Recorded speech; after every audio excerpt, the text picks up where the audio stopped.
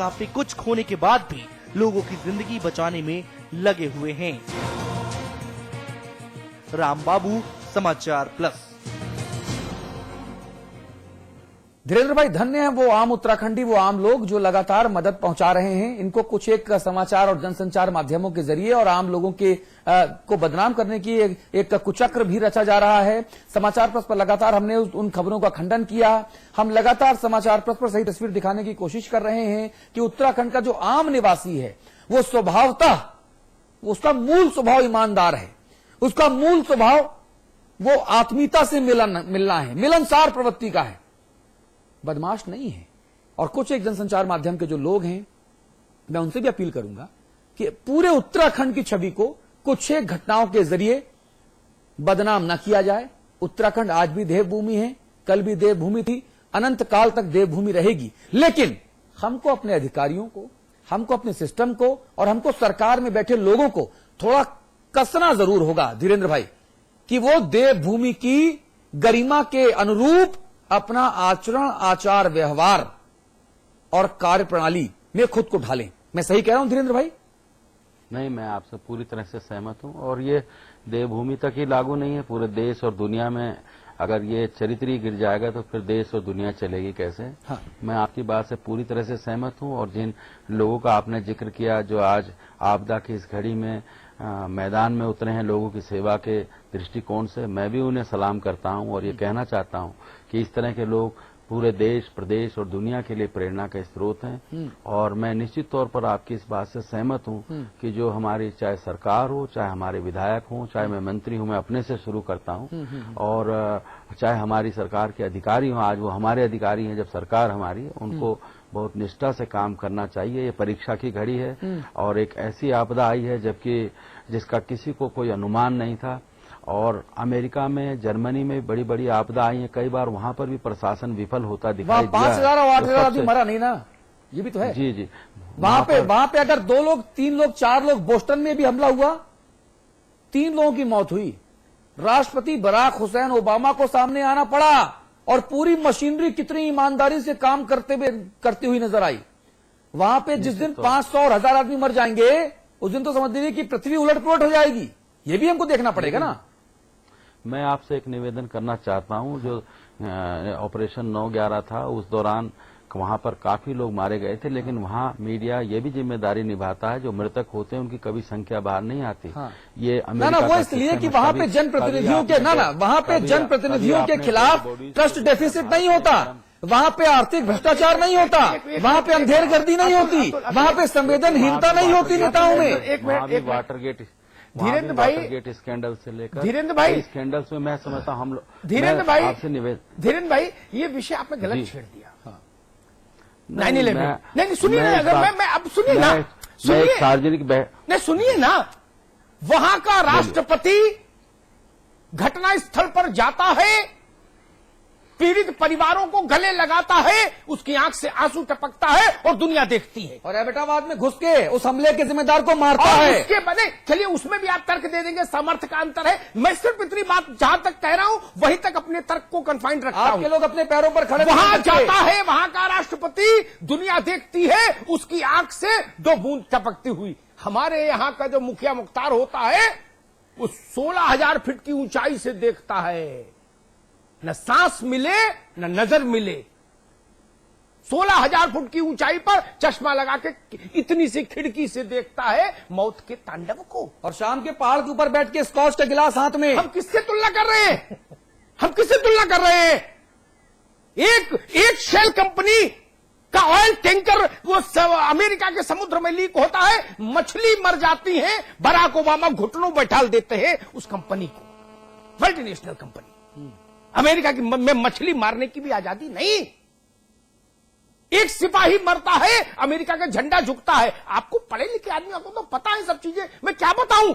एक सिपाही मरता है, अमेरिका झंडा झुका देता है अपना। और हमारे किससे तुलना हम कर रहे हैं? वो केवल देश को खाने आते हैं।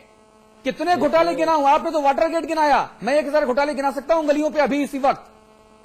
देखिए, मैं आपसे निवेदन करना चाहता हूं, आज राजकीय शोक का दिन है पूरे। ना इसीलिए मैं कह रहा हूँ इसीलिए मैं कह रहा हूँ इस शोक की गरिमा को बनाए रखिए। मैं आपसे निवेदन करना चाहता हूँ, आज उत्तराखंड में राजकीय शोक का दिन है और पूरा राज्य, जिस तरह से कल हमारे जवान वहां पर शहीद हुए हैं, विमान हादसा हुआ है, हम सब लोग उससे पहले ही बहुत दुखी हैं और मैं समझता हूं कि बहुत ज्यादा अगर हम अपने कपड़े उतारेंगे तो आप और हम ही नंगे दिखाई देंगे।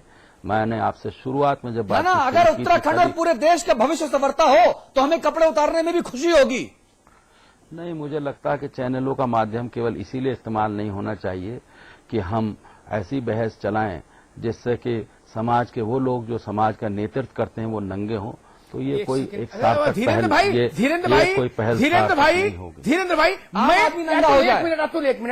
मैं आज इस बात को साफ कर दूं, भले प्रोग्राम आगे बढ़ाना पड़े।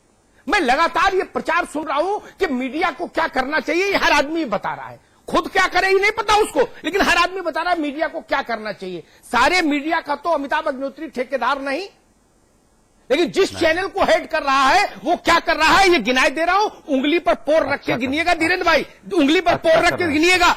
हमने राज्य सरकार को अपने खर्चे पर छोटे विमान उपलब्ध कराए जिनका खर्चा हमने उठाया। सुन लीजिए, अब सुन लीजिए, अब बिना व्यवधान के सुनिए। हमने उपलब्ध कराए प्रकाश भाई, इनका पैसा हम वियर करेंगे, इनसे लोगों को लाइए, ये हमने किया। खाना हमने पहुंचाया, राज्य सरकार की मदद नहीं मांगी। अन्न हमने पहुंचाया, राज्य सरकार की मदद नहीं मांगी। सबसे पहले हमने वहां लोगों के बारे में सूचनाएं दी, हौसला अफजाई की।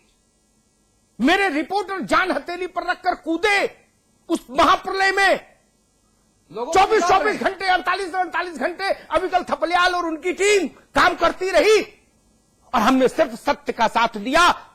हमसे कई लोगों ने फेसबुक पर भी सवाल पूछा, आपने क्या किया? मैंने कहा गिनाने का ठीक नहीं है, गिनाने से मदद का अर्थ खत्म हो जाता है। लेकिन आपने विमर्श किया कि चैनलों का ये काम है कि चैनलों का वो काम है। मैं और गिनाता हूं, 20 गांव, कितने गिनिएगा, 20 गांव हम गोद ले रहे हैं। वहां स्कूल, दवाखाना, सड़क, बिजली, पानी की जिम्मेदारी लूंगा। वहां टेंट दूंगा, स्टोव दूंगा, महीने भर का राशन दूंगा और उसमें भ्रष्टाचार नहीं होगा। दूंगा। और क्या करूं बताइए, और क्या करूं? जो आप नहीं कर पाए वो हम कर रहे हैं। नहीं, और क्या कर रहे हैं? और आप क्या कर रहे हैं? पहाड़ में पवन, ठंडी पवन के झोंकों के बीच में स्कॉच के गिलास टकरा के चीयर्स बोल रहे हैं। देखो, एक मिनट, जिसे नाम बताओ कौन कर रहा है ऐसा? एक मिनट प्रकाश भाई, जिसे देखो यही डंडा लिए चला आ रहा है कि मीडिया को क्या करना चाहिए बता रहा है। मैं सबकी बात नहीं करता, हम क्या कर रहे हैं हमने गिनाया। आप गिना दीजिए। अमिताभ जी, अजब हाल है, अजब हाल है भाई। जनता के पैसों की बंदरबांट हो रही है। 20 आप नेताओं के लिए संपदा ला रही है। एक सेकंड अतुल, हमने 2 दर्जन डॉक्टर भेजे, 2 दर्जन डॉक्टर भेजे, जिसमें इंग्लैंड से में सर्विस करने वाला व्यक्ति 1 महीने की छुट्टी लेके आया हमारी कॉल पर। भेजे, इसलिए नहीं, एहसान नहीं किया हमने, ये हमारी जिम्मेदारी है, ये हमारी जिम्मेदारी है, हमारा फर्ज है। ये नहीं निभाते तो हम दूध का कर्ज नहीं चुका पाते, माटी का कर्ज नहीं चुका पाते, जीवन व्यर्थ हो जाता। आपने आज ऐसी स्थिति में लाके हमको खड़ा कर दिया धीरेन्द्र भाई कि ये बातें कहनी पड़ी जो कहना नहीं चाहते थे। हम 20 गांव गोद ले रहे हैं, उनके दुख सुख की चिंता करेंगे और तब करेंगे जब मुझे चुनाव नहीं लड़ना और सरकार से पैसा नहीं ले रहे हैं।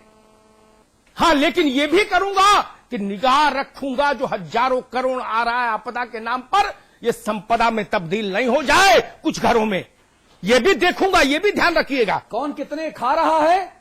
बिजली के खंबे गिनवा लूंगा, बिजली के खंबे गिनवा लूंगा और इंची टेप से उनकी ऊंचाई नपवा लूंगा कि कितना पैसा लगा और कितना पैसा नहीं लगा। जी, ये भी भाई फाइनल कमेंट। इस बार पैसा खाने नहीं दूंगा, बहुत हुआ।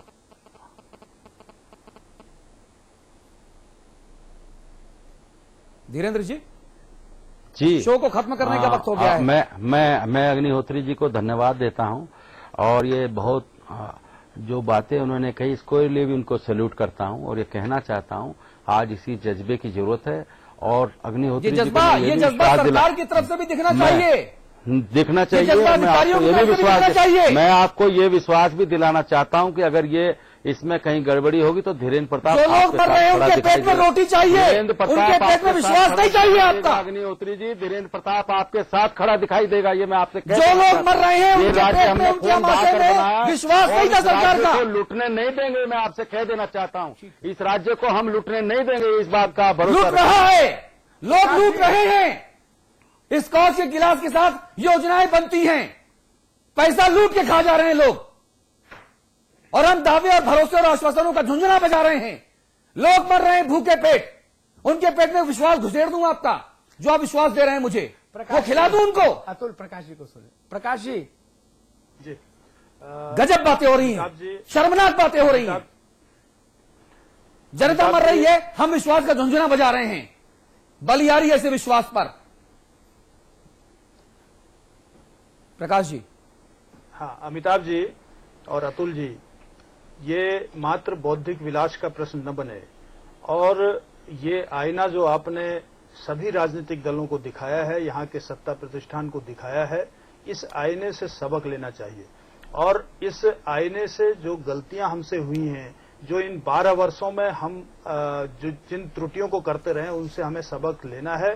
और चूंकि ये एक सेस्मिक जोन में है ये राज्य, इस राज्य की स्थिति बहुत एक, हम ऐसे मुहायने पे खड़े हैं कि जिसमें हमें लगातार सजग रहना होगा। और इसके लिए जो तैयारियां सरकार के स्तर पर होनी है, जो तैयारियां नहीं कर पाए इन 2 वर्षों के अंदर, इन 12 वर्षों के अंदर, उन तैयारियों को अभी से हमें करना होगा। जन समुदाय की सहभागिता लेने का प्रयत्न करना होगा, जनता को साथ लेकर के, क्योंकि समाज में परिवर्तन सत्ता सरकार नहीं करती। समाज में परिवर्तन तभी होता है जब समाज खड़ा होता है। और ये आज इस बात को सिद्ध करता है अमिताभ जी की बात की। अमिताभ जी ने कहा कि मैं ये संकल्प ले रहा हूं कि 20 गांवों को गोद लूंगा, तो ये निश्चित रूप से एक राह दिखाने वाला सवाल आपने खड़ा किया है। और राह दिखाने वाला इस सवाल पर के साथ जनता के साथ, समाज के साथ जुड़े हुए जितने भी लोग हैं, उनको आगे आना होगा। और मैं एक ही अनुरोध करना चाहूंगा कि आज की ये परिचर्चा मात्र बौद्धिक विलास का प्रश्न न बने, जो आईने दिखाने में जो सवाल खड़े किए उनका उत्तर भी मिले, और उस उत्तर के आधार पर हम सब लोग आगे बढ़ करके समर्पित भाव से काम कर पाए। जी अविकल भाई। मैं सहमत हूं जो अतुल भाई, आज एक बहुत बड़ी खबर आई है, सबका ध्यान इस ओर गया होगा, शायद कुछ लोगों को नहीं पता होगा कि कांग्रेस के एक बड़े नेता ने आज अपना मुंडन किया और मुंडन कर उनको श्रद्धांजलि देने की कोशिश की। उन्होंने मूछें भी कटवा ली ना अविकल जी? हाँ हाँ जी जी। जबकि मेरा ये कहना है कि पहचान ही उनकी मूछें थी। हाँ, अब क्या करें, मूछें कटवाली, मुंडन कर दिया। अविकल भाई, इसे स्थानीय लोग विशुद्ध नौटंकी करार दे रहे हैं। कम से कम 10 लोगों के बयान मेरे पास हैं, इस वक्त मेरे कैमरे पर हैं। हमारे संवाददाता ने उन्हीं साहब सांसद महोदय के क्षेत्र से वो बयान इकट्ठे किए। लोगों ने इसे विशुद्ध नौटंकी करार दिया। देखिए, वो बहुत परिपूर्ण व्यक्तित्व है संसाधनों से। मेरा ये कहना है कि उन्होंने अपना मुंडन करा लिया, लेकिन जनता अब इनका मुंडन करेगी अपने हिसाब से। वो समय भी बहुत जल्दी आने वाला है। करना चाहिए, अपना करना चाहिए। जनता तुम्हें 5 वर्ष इंतजार नहीं करती, जनता को वाकई कॉलर पकड़नी चाहिए थी। वो बहुत समय आ रहा है जब जनता पूरा मुंडन करेगी, बहुत अच्छे से करेगी।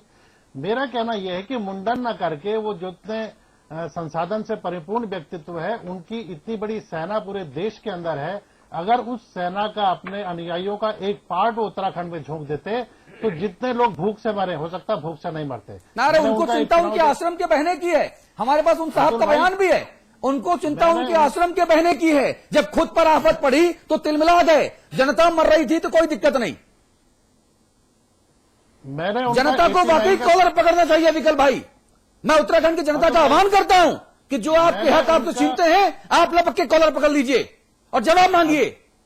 आप मालिक हैं भाई। अतुल भाई, मैंने उनका 89 का चुनाव देखा, पहला चुनाव जब वो पौड़ी संसदीय क्षेत्र से लड़े थे, उनका क्षेत्र था। और पूरे देश भर से उनके जितने सेवक थे सब उत्तराखंड पौड़ी संसदीय क्षेत्र में पहुंच गए थे और गांव-गांव फैल गए थे। वो इस समय उन सबको यहाँ पे उनकी ताकत झोंक सकते थे और उनका हम लाभ ले सकते थे। उनके सेवक भी बहुत संसाधनों से परिपूर्ण है, नंबर 1।